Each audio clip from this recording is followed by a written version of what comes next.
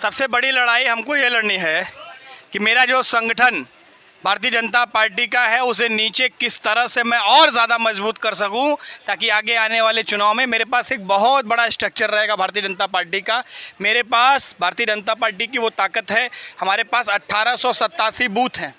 1887 बूथों में 11 हमारे कार्य समिति है, उनके नीचे 15 पन्ना प्रमुख है। कुल मिला के 2.5 लाख कार्यकर्ता हमारे हैं जो इस पे लगे हुए हैं। और आप जब वोटों का आकलन करते हैं तो हम बहुत अच्छे आकलन के साथ में इस पिछली बार जो नीलम सोनकर जी 2014 में विजयी होकर के लालगंज में कमल खिलाई थी, इसके कारण माननीय प्रधानमंत्री जी हमारे प्रधानमंत्री पहली बार बने थे। और आज हैट्रिक लगाने की बारी है।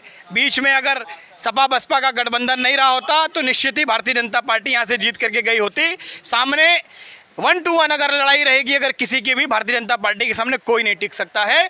लोग जो ये भानुमति का कुनबा लोग बनाए हुए हैं वो बिखर जाएगा भारतीय जनता पार्टी के साथ। जो ये हम लोग 9 साल से विकास का रथ लेकर के निकले हुए हैं, 14 से लेकर के यहाँ पहुँचे हैं, वो सारे कार्यकर्ता, वो सारे लोग जो लाभान्वित होते रहे हैं, आज वो लग करके हमारे साथ भारतीय जनता पार्टी को जिताने के लिए खड़े होंगे। घोसी में जो अभी पोल हुआ इसके बाद एकदम जिस तरह से बीजेपी एक ऑन मूड में थी, लेकिन अब ऑफ मूड में थोड़ा सा पूर्वांचल के अंदर कुछ लगा है, ऐसा कुछ रिस्क आपको लगता है कि या आजमगढ़ के लिए हो सकता है? नहीं, घोसी का चुनाव एक उपचुनाव था जो स्थानीय मुद्दों को लेकर के चुनाव था और वहाँ किन्हीं कारणों से हमारी जीत नहीं हो सकी। लेकिन ये राष्ट्रवाद का चुनाव है, ये लोकसभा का चुनाव माननीय मोदी जी को पुनः प्रधानमंत्री बनाने के लिए चुनाव है। ये बहुत बड़ा चुनाव है और ऐसे चुनाव में सब लोग अपनी आहुति देना चाहते हैं। बहुत बड़ा यज्ञ है और इस यज्ञ में एक एक जो हमारा लाभार्थी है, चाहे वो आवास पाया हो, चाहे वो शौचालय पाया हो, आज 2-2 बार हमारे महीने में फ्री राशन लेते हैं लाभार्थी, वो सारे लोग अपनी आहुति देने जाएंगे और वो मोदी जी का जो कर्ज है वो वोट दे करके चुकाएंगे। ये सारे लोग मिलकर के भारतीय जनता पार्टी को पहले भी फेस कर चुके हैं। जहां मोदी जी की बात आती है, अन्य दलों के नेता बौने साबित होते हैं उनके सामने। तो कोई भी लड़ाई मोदी जी के नेतृत्व में हम लोग लड़ेंगे तो निश्चित ही जीत हासिल करेंगे।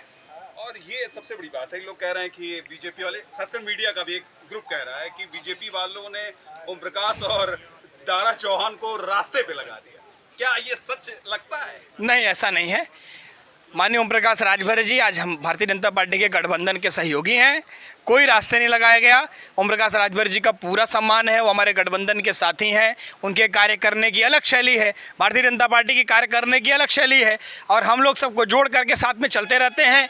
और भारतीय जनता पार्टी के पास एक बहुत बड़ा स्ट्रक्चर है, लेकिन हमें सब सहयोगियों को साथ में ले करके, सबको सहयोग में ले करके चलना है। और भारतीय जनता पार्टी किसी को रास्ते नहीं लगाती है। आज हमारे पास भारतीय जनता पार्टी का इतना बड़ा नेतृत्व है जिसमें हर वर्ग का प्रतिनिधित्व हमें चाहिए, तो हम सबको साथ में लेकर के चलना चाहते हैं। उसमें कभी कभी राजनीति है, कभी हार कभी जीत, लेकिन आज जो जीत का रथ चल रहा है वो लगातार चलता रहेगा। धन्यवाद। हमारे साथ अभी सूरज श्रीवास्तव जी जुड़े और इन्होंने अपनी सारी बातें कही। आपको बहुत बहुत धन्यवाद।